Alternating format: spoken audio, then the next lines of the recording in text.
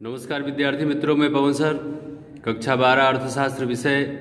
विद्यार्थी मित्रों, आज हम कक्षा 12 अर्थशास्त्र में पाठ 4 बैंकिंग और मौद्रिक नीति की चर्चा करने जा रहे हैं। बैंकिंग और मौद्रिक नीति मतलब हमारा जो पैसा है उसका व्यवहार बैंक के द्वारा या बैंक में या बैंक के विषय में हम आज जानकारी प्राप्त करेंगे। और उस मौद्रिक जो मुद्रा है उसके बारे में जो नीतियां सरकार ने बनाई उसके बारे में हम जानकारी प्राप्त करेंगे। तो सबसे पहले विद्यार्थी मित्रों, हम ये जान लें कि जो बैंक है आज लोगों के दिमाग में है, पहले बैंक नहीं थी तो लोग पैसे कहाँ रखते थे? अपने घर की दीवारों में, घर का जो फर्श है उसके ज़मीन में, उसके नीचे, या कोई ऐसी अतिरिक्त जगह जहाँ तक कोई व्यक्ति पहुँच ना सके, ज़मीन में खोद के उसे मटकी के अंदर चांदी के सिक्के, सोने के सिक्के, जो धातु के पैसे थे वो सब गाड़ के रखते थे। हमने पहले भी देखा जो मुद्रा का प्रकार है, जो मुद्रा की जानकारी है, धातु मुद्रा, कागजी मुद्रा, पशु मुद्रा, वस्तु मुद्रा, प्लास्टिक मुद्रा, बैंकिंग मुद्रा। तो धीरे धीरे स्टेप बाय स्टेप क्या हुआ, हमारे सामने मुद्रा की जानकारी आई और मुद्रा के विषय में हमने पढ़ा, हमने देखा। आज जो हमारा जीवन है वह पैसे पर निर्भर है। सुबह सो के जब हम उठते हैं रात को सोने तक हमारे जो भी दैनिक कार्य हैं वो लगभग ज़्यादा से ज़्यादा पैसे से पूरा होते हैं। कोई भी वस्तु का अगर आप लेन देन करते हैं, ले बेच करते हैं, खरीद करते हैं, विक्रय करते हैं, आवागमन करते हैं या वस्तु का संचय करते हैं, कुछ भी, तो आपको पैसा देना है। ली हुई वस्तु का मूल्य आपको चुकाना है। जो भी सेवा आपने लिया है उसकी कीमत आपको चुकानी है। तो इस तरह से विद्यार्थी मित्रों, हम सभी आज बैंक शब्द से परिचित होंगे। हमने अपने घर की बचत को बैंक में सावधि जमा योजना में या बचत खाते में जमा किया होगा। आगे हम बैंक के जो खाते हैं उसके प्रकार के बारे में भी चर्चा करेंगे कि खाते कितने प्रकार के होते हैं, कौन कौन से होते हैं, उसमें किस प्रकार की रकम जमा की जाती है, कितने समय के लिए जमा की जाती है, क्या ब्याज दर हमको मिलता है, ये सारी बातें हम उसमें चर्चा करेंगे। तो विद्यार्थी मित्रों, आपके कोर्स में बैंक शब्द दिया है, दूसरे विषय में भी बैंक से आपको परिचित कराया जाएगा। आपने स्कूल की फीस बैंक के चेक द्वारा भरी होगी। आपने अपने घर में टीवी खरीदा होगा, रेफ्रिजरेटर खरीदा होगा, मोबाइल खरीदा होगा, एसी खरीदा होगा, गाड़ी खरीदी होगी, तो उसके लिए आपको चेक दिया होगा। आपने उस सामने वाले को, जो विक्रेता है, उसको क्या दिया होगा? चेक दिया होगा। अब वो चेक में भरी हुई रकम वह कहाँ से उठाएगा? बैंक से। आपने जिस बैंक का चेक दिया है उस बैंक में आपका खाता होगा तो ही चेक आपको मिला होगा और तो ही उस खाते में पैसा जमा होगा और तभी आपने वस्तु की खरीदी बैंक के द्वारा की। तो इस तरह से विद्यार्थी मित्रों, अब हम बैंक का उद्भव एवं अर्थ की जानकारी प्राप्त करेंगे। अंग्रेजी में बैंक शब्द का अर्थ जत्था या समूह होता है। आप देख पा रहे हैं जो बैंक का अर्थ और उद्भव है। तो अंग्रेजी में बैंक शब्द का अर्थ क्या होता है? जत्था या समूह। इस तरह से संस्कृत भाषा में बैंक शब्द का मतलब भांड होता है। क्या होता है? भांड। आपको 1 नंबर में पूछा जाता है बोर्ड के एग्जाम में कि संस्कृत भाषा में बैंक शब्द का मतलब बताइए, अर्थ बताइए, तो भांड लिखने का आपको, जिसका अर्थ पूंजी का जत्था ऐसा हो सकता है। और इसी शब्द से भंडार शब्द बना। किससे? भांड से। कौन सा शब्द बना? भंडार। अंग्रेजी में बैंक कैसे आया? ये जो बैंक आया अंग्रेजी में कैसे?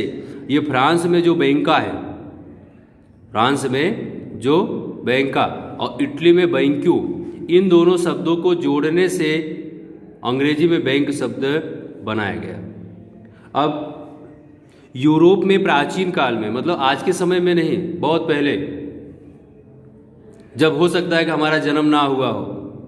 ठीक है, तो यूरोप में प्राचीन काल में जो सर्राफ, जिसे बैंकर्स के नाम से जानते हैं, गांव के अंदर का ये शब्द जो है सर्राफ, ये प्रचलित शब्द है, आज इसे हम किताब में पढ़ रहे हैं। तो इस तरह से सर्राफ बेंच पर बैठकर मुद्रा का लेन देन और अलग अलग प्रदेशों में मुद्रा की अदला बदली करते थे।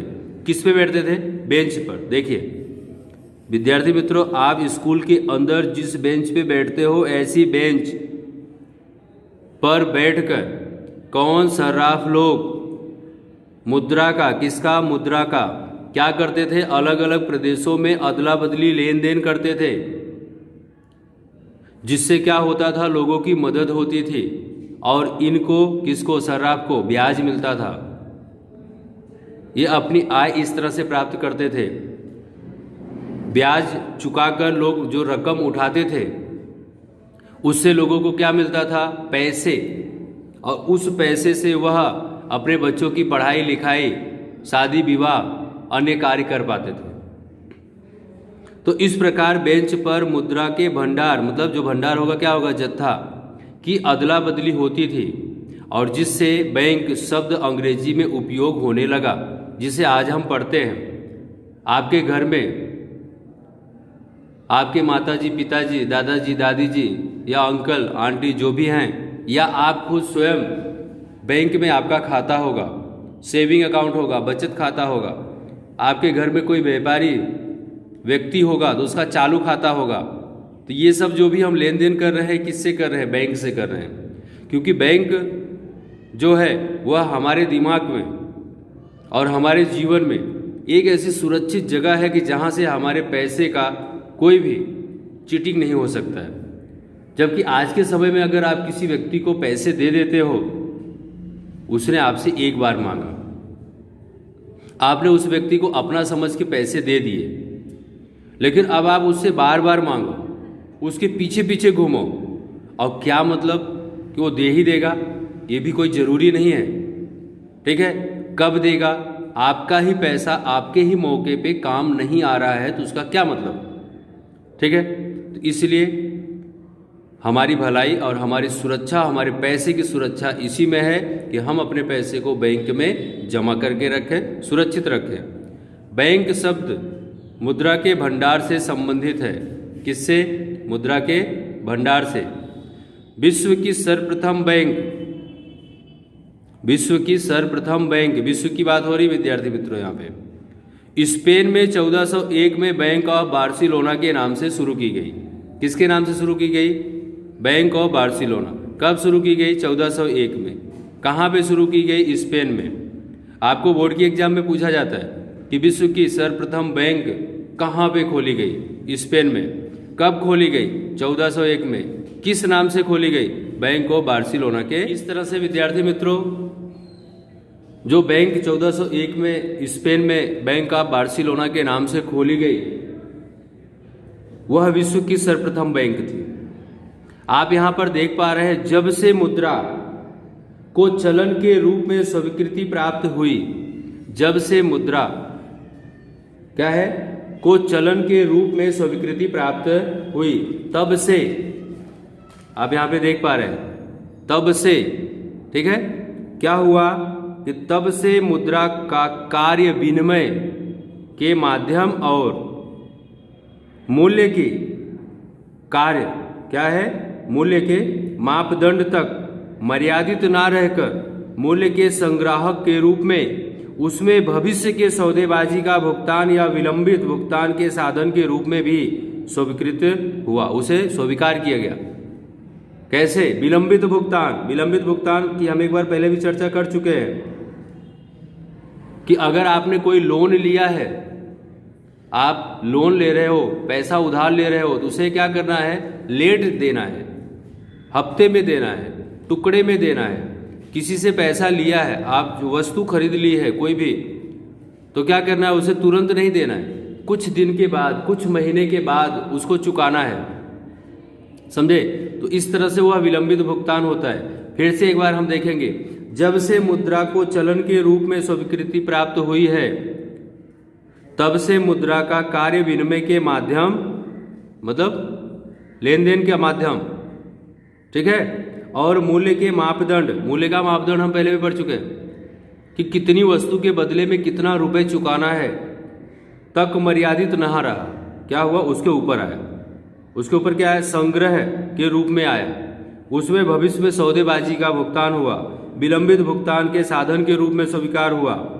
और मुद्रा के कार्य बढ़ने से, क्योंकि मुद्रा आ गया उसका कार्य बढ़ेगा, मुद्रा के मूल्य की देखरेख का प्रश्न उत्पन्न हुआ। क्यों? क्योंकि मुद्रा का कार्य बढ़ेगा, जो अच्छा काम करेगा उसके विरोधी बहुत होंगे, जो नया काम करेगा उसके विरोधी बहुत होंगे। अभी जो मुद्रा के कार्य बढ़ा, मार्केट में फैला, अब इसकी सुरक्षा की बात आई।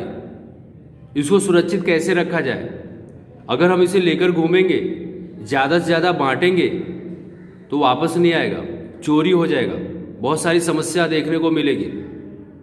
इसलिए इसकी सुरक्षा के लिए दीवार खड़ी की गई, केबिन बनाया गया, तिजोरी रखी गई, गनमैन गार्ड रखे गए, कर्मचारी रखे गए, ताकि लोग बैंक में पैसा जमा करें, उनके पैसे की हम सुरक्षा रख सकें और समय रहते उनकी आवश्यकता को पूरा करने के लिए उनके पैसे को वापस कर सकें, उन्हें हम लोन दे सकें। इसलिए मुद्रा की सुरक्षा एवं उसके आवागमन तथा उसके मूल्य की देखरेख के लिए किसी संस्था की आवश्यकता पड़ी, जिससे यह कार्य क्या हुआ, सरल। यह कार्य बैंक द्वारा किया गया। बैंक ने इस कार्य को किया, बैंक ही कर सकती है, कोई प्राइवेट संस्था नहीं। वो तो बहुत सारे लोगों का पैसा इकट्ठा करेगी और लेके चली जाएगी। लोग दूसरे दिन फिर तोड़फोड़ करेंगे, झगड़ा करेंगे, पुलिस कंप्लेन करेंगे, उससे उनका पैसा नहीं आने वाला।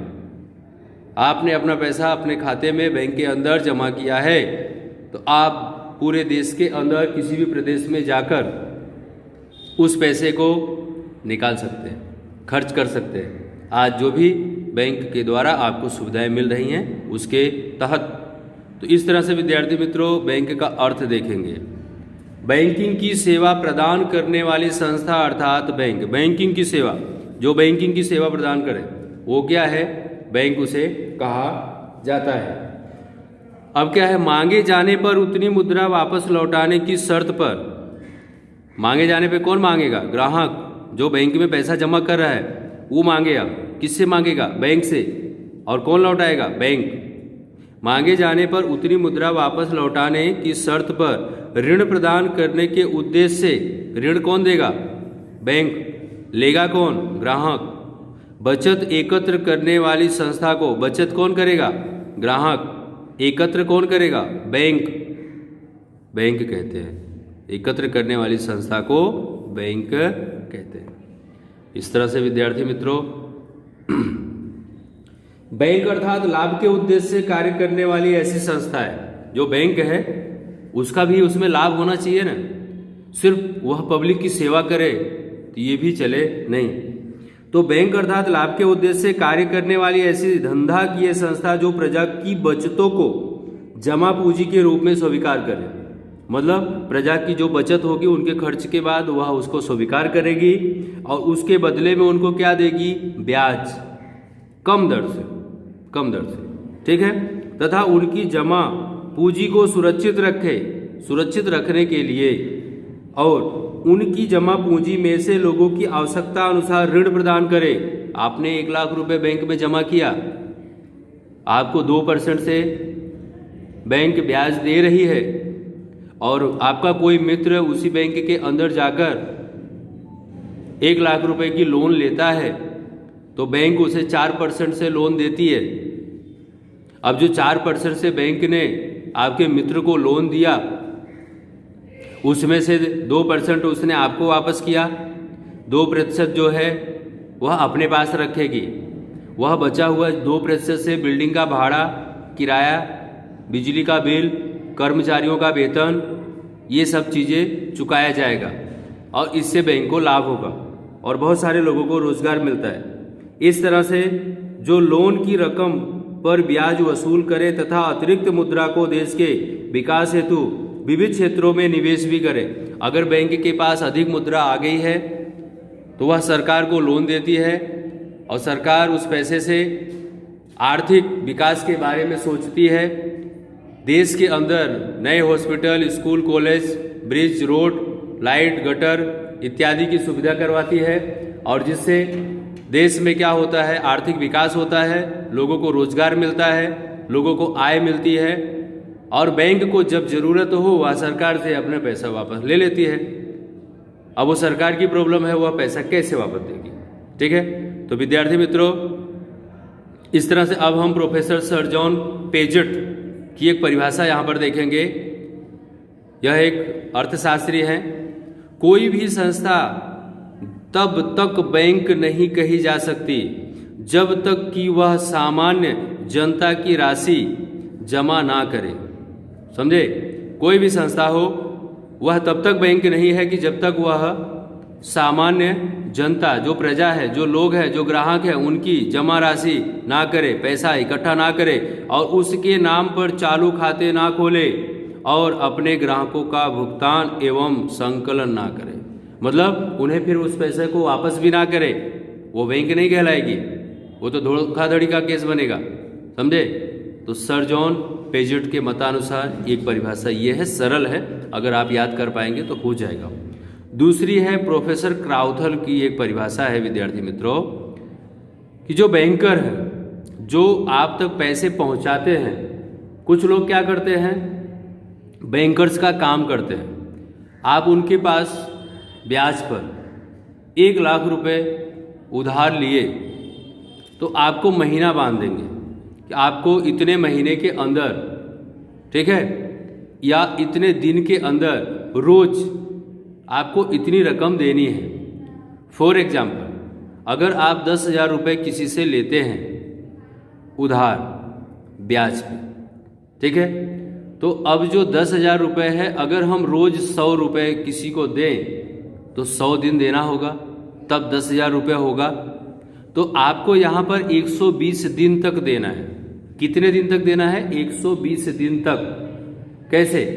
क्योंकि जो 100 रुपये आप रोज दे रहे हैं, 100 दिन तक देंगे तो 10,000 रुपये की रकम दी, सामने वाले को तो कुछ फायदा होगा, तब वो आपको पैसा देगा, नहीं तो क्यों देगा। तो जो अब ऊपर के 20 दिन आप उसको पैसे 100 रुपये रोज देते हो तो 2,000 रुपये हुए। तो 10,000 आपने लिया था, आपको 12,000 रुपये देने हैं। तो इस तरह से क्या है, बैंकर्स लोग ये काम करते हैं तथा अन्य लोगों के ऋणों का व्यवसाय होता है। अर्थात बैंकर का व्यवसाय अन्य लोगों से ऋण लेना और बदले में ऋण देना। ठीक है, दूसरे से पैसा लेना और दूसरे को पैसा देना। जैसे मैंने आपको अभी उदाहरण दिया कि अगर आप बैंक में पैसा जमा करते हैं तो बैंक आपको 2% की दर से ब्याज दे, फॉर एग्जाम्पल के तौर पे, ठीक है, उदाहरण के तौर पे। और अगर उसी बैंक पे कोई व्यक्ति जाके लोन लेता है तो वह उसे 4% की दर से लोन देती है। तो अब उसके पास जो 4% आया उसमें से तो 2% आपको उसने वापस किया, बचा हुआ 2% से वह क्या करेगी, बैंक बिजली का बिल, जमीन का भाड़ा, कर्मचारियों का वेतन इत्यादि जो है वह खर्च करती है। तो इस प्रकार मुद्रा का सृजन करना है। क्या करना है? मुद्रा का सृजन, मतलब उसे सुरक्षित रखना। विद्यार्थी मित्रों, भारत की आधुनिक बैंकिंग की शुरुआत ब्रिटिश राज में हुई। कब हुई? भारत के आधुनिक बैंकों की शुरुआत किसके राज में हुई? ब्रिटिश राज में। 19वीं शताब्दी के आरंभ में ब्रिटिश ईस्ट इंडिया कंपनी ने 3 बैंकों की शुरुआत की। कितनी बैंकों की? 3 बैंकों की। बैंक ऑफ बंगाल 1806 में, बैंक ऑफ बॉम्बे 1840 में, बैंक ऑफ मद्रास 1843 में। इस तरह से 19वीं शताब्दी के प्रारंभ में ब्रिटिश ईस्ट इंडिया कंपनी ने 3 बैंकों की शुरुआत की। ये मैं आपको अतिरिक्त जानकारी दे रहा हूँ, ठीक है। तो इस तरह से यहाँ पे bank of Bengal, bank of Bombay, bank of Madras 1806, 1840, 1843 में शुरू की गई। अब इन 3 बैंकों, जो तीनों बैंकों का विलय एक नए बैंक में कर दिया गया। ये जो 3 बैंक हैं इनको एक बना दिया गया और उस बैंक का क्या नाम रखा गया? Imperial bank. इंपीरियल बैंक एक नाम रखा गया। इन तीनों को इसके साथ क्या किया? विलय किया गया, मतलब जोड़ दिया गया। अब वे बैंकें अलग अलग कार्य नहीं करती हैं। कार्य सबका कौन देखता है? Imperial bank. फिर इस इंपीरियल बैंक को 1955 में भारतीय स्टेट बैंक में विलय कर दिया गया। क्यों? ये अपना कार्यभार नहीं संभाल सकती थी, इसलिए भारतीय स्टेट बैंक में इसको शामिल कर दिया गया। कब शामिल किया गया? 1955 में। अब इलाहाबाद बैंक भारत का पहला निजी बैंक है। जो इलाहाबाद बैंक है भारत का पहला निजी बैंक है। ठीक है। आरबीआई की स्थापना, रिजर्व बैंक ऑफ इंडिया की स्थापना 1 अप्रैल 1935 में हुआ और उसका राष्ट्रीयकरण कब किया गया? 1 जनवरी 1949 को। तो आज देश की मध्यस्थ बैंक के रूप में यह बैंक जाने लगी। ठीक है। तो इस तरह से जो छोटी मोटी बैंकें थी, जो इधर उधर छुट फुट बैंकें थी, अलग अलग शाखाएं थी, रिजर्व बैंक ने उनको अपने अंडर में ले लिया। ठीक है। और कुछ बैंकों को राष्ट्रीयकरण भी किया, राष्ट्रीयकृत बैंकें बनाई। आज भी देश के अंदर बहुत सारी बैंकें प्राइवेट सेक्टर पे काम करती हैं और इस आरबीआई के बनाए नियम कानून के अधीन तहत रह के उनको काम करना है, अपना मनमानी नहीं चलाना है। ठीक है। देश का सबसे पहला बैंक साल 1770 में बैंक ऑफ हिंदुस्तान के नाम से शुरू हुआ, जो 1832 में क्या हो गया? बंद हो गया। आज विद्यार्थी मित्रों, आप जहां रहते हैं, जिस प्रदेश में रहते हैं, आपके पास पड़ोस में, आपके गांव में, आपके शहर में अनेकों प्रकार के बैंक आप देख रहे हैं। आप उन बैंकों के संपर्क में हैं, उनसे लेन देन कर रहे हैं। ठीक है। तो इस तरह से आज विद्यार्थी मित्रों बैंक का अर्थ यहाँ पर पूरा होता है। धन्यवाद।